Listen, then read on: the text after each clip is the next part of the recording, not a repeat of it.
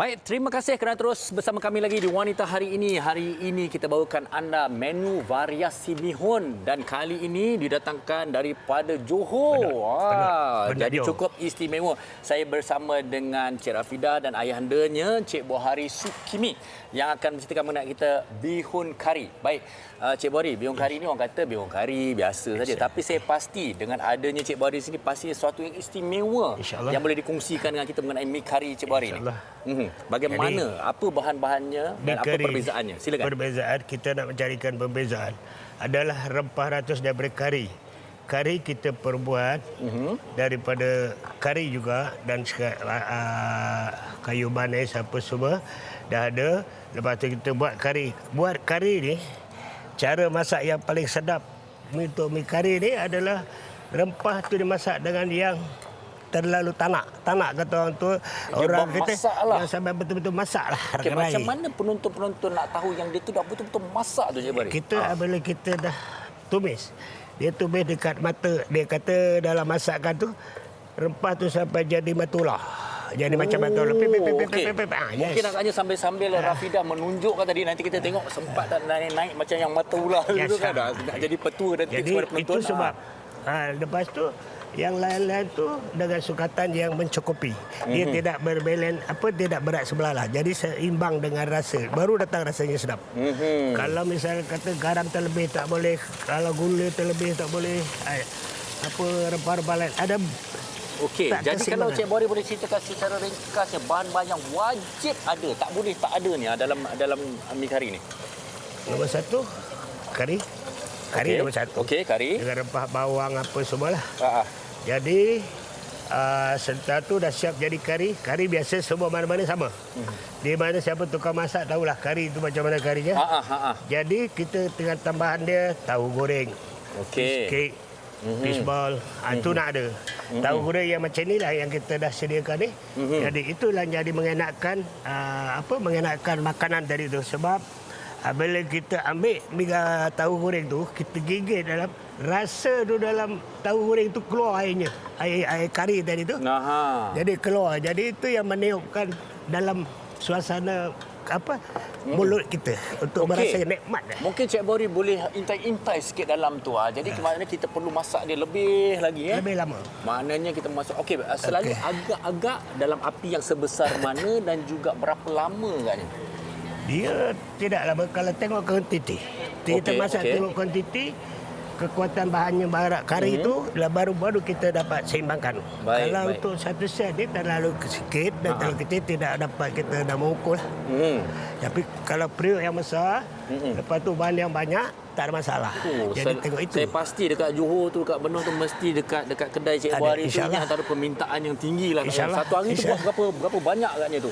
Ini menu ni di Johor tu saya sebenarnya menu yang terbaru. Saya nak bawa masuk sebab saya ada mempunyai nasi ayam Buhari. Itu saya nak selitkan tambahan menu. Jadi tambahan menu inilah yang terbaru. Yang terbaru. Okey, nampak cukup istimewa, cukup menarik. Okey. Dan maknanya yang itu kita tunggu biarkanlah sampai mana Cik Buhari kata tadi dah. Okey, baik. Dan selain daripada itu juga, mungkin bahan-bahan lain selain macam tahu goreng ni memang kena ada dan sebagainya. Okey, apa lagi yang boleh kita taruh agaknya? Kalau bahan macam kerang tu kalau ada pasaran kerang ni pun payah. Kalau ada kerang yang lebih besar, kita masak dalam suku masak yang masih terlalu banyak sikit tu, kita kupik, kita masuk, tuang dengan kari yang panas. Itu lagi nikmat. Itu yang paling nikmat. Udang nombor 2. Kalau udang nombor 2. Itu yang paling sedap kalau mi kari. Okey, jadi mihunnya macam biasalah kita guna, tapi yang istimewanya adalah kari. Resepi asli tu daripada Cik Buhari.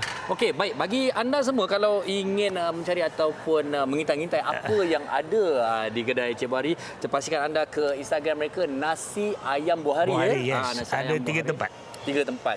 Di Seri Mahkota, di Parit Betak, Benut, lepas tu di Benut, lepas tu Taman Bandar Seri Putra Bangi. Seri Putra Bandar Bangi. Seri Putra Bangi. Yang terdekat. Oh, Bandar ada Seri dah Putra. kat sini abang. Dah Dah boleh 3 cari tahun. di Bangi. Okey, maknanya itulah cara menyiapkan karinya tadi dan ini adalah antara yang telah tersedia. Di penghujung nanti kita akan lihat hasilnya. Di sini pun dah ada yang dah kering sikit dan kuahnya masih lagi orang kata panas lagi. Okey, baik. Jadi terima kasih kepada Rafida dan Cik Buahari. Okey, kepada penonton kita sama-sama kita akan melihat ke menu sebelah pula daripada Johor kita ke Sarawak. Silakan. Farin, kalau awak dari Johor, kita orang punya tetamu dari Sarawak. Kita nak memperkenalkan Dayang Siti Nur Fatin, Abang Muhammad Noor. Hai Dayang. Okey, katanya nak kongsikan mengenai demo laksa Sarawak. Apa antara yang menarik hari ini? Okay, kita ada laksa Sarawak. Mula-mula kita... Dah boleh? Okay, mula-mula kita celur dulu mehun. Ini sebenarnya kalau diikutkan nama je laksa Sarawak, Fatin. Tapi hakikatnya dia tetap menggunakan bihun ya. Betul. Okey, kalau kita nak tahulah kan sebenarnya dari segi untuk mereka yang nak makan laksa Sarawak ini, kadang-kadang mereka memikirkan kuah laksa tu sama macam kuah laksa ini. Tapi kalau kita tengok kat sini mungkin boleh cerita sikit istimewanya kuah laksa Sarawak ini, Fatin. Dayang. Sebab nama Dayang Fatin. Okey, kuah laksa kita ni kita buat lebih daripada 20 bahan. 20 bahan. Rempah ratus dan bawang semua tu semua 20 bahan. 20 lebih. Antara selain daripada bawang, serai, itu saya kira antara bahannya jugalah. Bahan penting untuk membezakan laksa Sarawak ini dengan laksa-laksa dari negeri lain macam laksa Terengganu, laksa Kedah, laksa Penang. Dia macam kita pakai rempah jintan putih, rempah biji ketumbar, banyak lagi dan kita masukkan santan dan kita biarkan dia agak berminyak supaya dia berlemak sikit. Kalau laksa Sarawak ni sesuai dihidangkan waktu bila tu? Okey, laksa Sarawak ni kalau kita pergi kat Sarawak, kita boleh jumpa laksa Sarawak ni daripada pagi sampai ke malam. Sesuai dimakan pada bila-bila masa. Ya, betul. Okey. Mungkin boleh kongsikan Dayang ini antara yang kita nak. Okey, silakan. Boleh letak di sini kalau panas. Sebab kuah dia baru masak kan. Tapi Dayang dia punya bahan-bahan yang nak menyediakan kuah tu sebelum tu, Dayang kata tadi senang dan mudah untuk kita sediakan kat rumah. Ya, betul. Kalau kat Sarawak, kita biasa memang beli laksa paste dah siap dah. Jadi kalau kita nak tambah macam kira kita tambah nilai dia, kita akan tambah belacan lebih, akar ketumbar, bawang merah. Baru kick lah orang kata. Baru kick, ya betul. Kalau diikutkan Fatin, sebenarnya mana-mana laksa pun saya memang rasa mereka tetap akan menggunakan belacan. Belacan ni saya kira mungkin pernah rasa kalau kita tengok kuah dia pun memang kuah dia berlemak dia seperti kari tetapi bersantan. Ini yang orang tak tahu. Laksa Sarawak selalu orang fikir mungkin kita fikir kuahnya sama seperti laksa Kedah ataupun laksa Penang. Saya ke sinilah sekejap. Jadi ini mungkin sesuatu yang perlu orang tahu. Dia makan juga dengan sambal belacan. Ya, itu signature laksa Sarawak. Kita mesti letak sambal belacan dengan limau baru dia kick. Saya difahamkan Dayang hanya membuat di rumah. Ya, betul. Okey, mungkin boleh kongsikan apa antara menu lain lagi yang menarik? Okey, kita punya produk utama adalah kek lapis premium homemade dan laksa paste. Okey. Ya. Kalau Selain kita daripada tengok itu, kat sini kan, bukan saja ada laksa Sarawak, kita ada Bihun Singapura.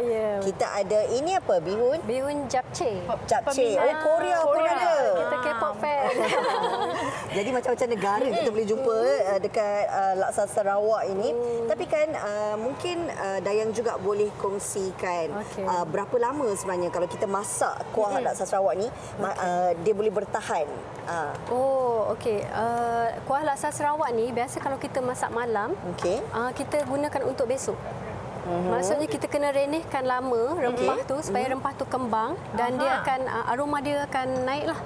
Tapi dia kan lebih sedap. Dia hanya menggunakan bahan-bahan rempah ratus sahaja ke atau kalau kita tengok negeri lain ada guna ikan dan sebagainya? Tak ada. Ini hanya sekadar rempah ratus. Betul. Okey. Cuma kita kalau kita nak ada tambahan, kita akan letak udang, kepala udang, kulit udang, kita akan rebus.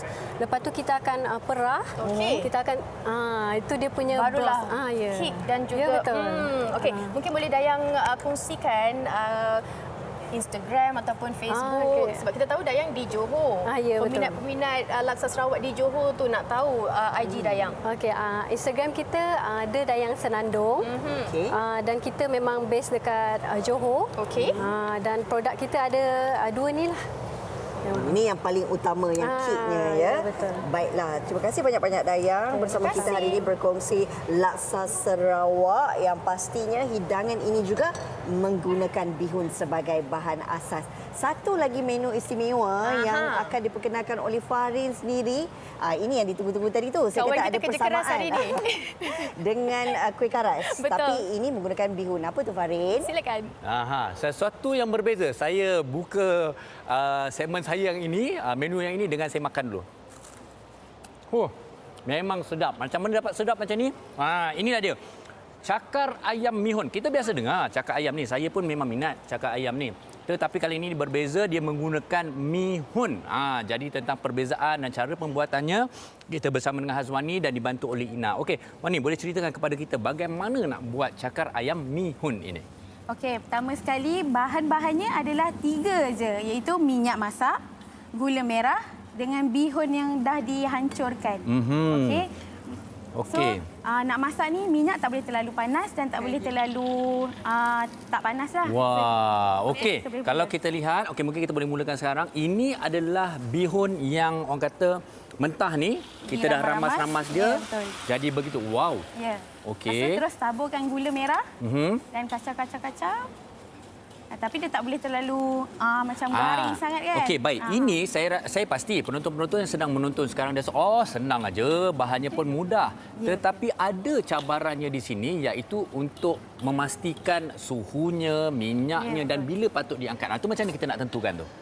Okey, bila dia dah salut tu, gula tu dah melekat dekat bihun tu, Baik. dah kembang bihun tu, dia mesti kena pastikan bihun tu terus kembang bila digoreng tu. Okey, kalau sempat saya tengok-tengok memang apinya besar lah. Ya, Maknanya betul. minyaknya kena panas lah. Lepas tu, bila dah angkat, memang kena terus cepat-cepat masukkan dalam acuan. Okey. Lepas tu kita akan mampatkan bihun tu. Okey. Ini sesuatu yang menarik. Bila kata-kata cabaran-cabarannya ialah antaranya juga tadi Wani ada kata kena masukkan dengan cepat. Ya, Okey. betul. Kalau terlambat ataupun apa akan jadi agaknya? Bihun tu akan jadi keras, dia dah tak boleh dibentukkan dah. Okey, tak apa. Ni yang kita dah tengok yang dia dah masuk dalam ni. Okey, yang itu nanti kita biar je macam tu. Kita tengok apa jadi dengan dia. Okey, boleh. Okey, baik. Ini kita dah buatkan. Okey, dan seterusnya proses seterusnya? Seterusnya kita terbalikkan dia. Okey. Tunggu sementara dia sejuk. Kalau kita angkat cepat-cepat sangat, dia belum sejuk lagi, nanti dia akan tak melekat. Dia akan berderai pecah. Oh, okey. Bermakna dia akan sejuk dan melekat dengan proses inilah. Ya, betul. Kalau ni kita angkat, apa jadi? Dia akan berderai mengembang macam tu. Jadi maknanya teknik ini memang sangat pentinglah untuk dipastikan dia duduk kat dalam diam-diam kat tu sampai dia lekat. Berapa lama sampai macam ni? Terus dalam setengah minit, 1 minit macam itulah. Okey. Okey, sejujurnya lah kalau kita boleh dikongsi dengan penonton, kalau mereka katalah nak cuba-cuba, sebenarnya apa cabaran dia nak buat cakar ayam bihun ini? Okey, cabaran dia memang kita kena berhadapan dengan minyak yang panas sentiasa lah. Okey. Okey, lepas tu dengan panasnya minyaknya, dengan nak make sure kan bihun tu cepat bila dia masuk dalam acuan tu. Okey, apa akan jadi kalau minyak tak panas? Adakah dia masih lagi jadi? Dia tak akan jadi, Ina. Tengok tukang masak tadi, Ina dah geleng-geleng kepala. Tak Dia dah akan marah dah kat sebelah, jadi. kan? Okey, sebab tu saya kata kadang-kadang dalam proses pembuatan ataupun masakan sesuatu itu bukan saja bahan-bahannya saja penting tetapi skillnya juga Ya, betul. penting. Okey, baik. Ini adalah proses Hasilnya. akhirnya ataupun hasilnya Ya, bila betul. kita dah angkat dan dia melekat. Okey, saya Boleh try yang panas-panas, Farid. Okey. Okey. Baik, saya angkat. Okey, dia masih lagi macam orang kata lembut-lembut lagi. Betul. Kalau betul dapat macam ni, betul-betul saya rasa sedap ni. Ya, bismillahirrahmanirrahim. Panas tu. Kalau berdengar ada bunyi rangup tu, memang sedap. Okey. Mungkin soalan-soalan lain juga, adakah hanya gula jenis ini yang boleh kita gunakan untuk cakar ayam bihun ini ataupun lain-lain pun boleh? Memang guna gula ni saja. Okey, mungkin kalau okey, seperti mana yang Ina katakan tadi, memang kalau boleh kita gunakan gula merah ini ya. Ya, betul. Gula Melaka? Dia nak yang jenis serbuk. Ya, kalau yang terlampau hitam pun tak boleh, terlampau yang putih pun tak boleh. Okey, maknanya pilih gula merah yang betul. Maknanya warnanya juga kena betul. Okey, respon orang berbanding dengan cakar-cakar ayam yang menggunakan bahan bakar tepung beras dan juga ubi keledek. Selalu orang kata apa pendapat tentang ini? Kebanyakan pelanggan atau customer dia akan cakap, wah bestnya rangup. Lepas tu lembut, tak macam cakar ayam yang lain kan. Macam keras sikit. Tu atuk-atuk diorang, ayah-ayah diorang yang tak ada gigi pun boleh makan. Macam tu. Baik Wani, Instagram anda kalau ada mereka berminat untuk mendapatkan cakar ayam bihun ini. Okey, kepada pelanggan yang teringin mencuba cakar ayam bihun Krup Krab ni, boleh melayari Facebook dan Instagram iBeli Belah. Okey, baik, terima kasih kepada Ina dan juga Haswani. Kita ada satu lagi menu istimewa yang akan kita bawakan selepas kita berehat sebentar saja lagi. Jadi kita berehat seketika, pastikan anda tidak ke mana-mana. Sedap ni.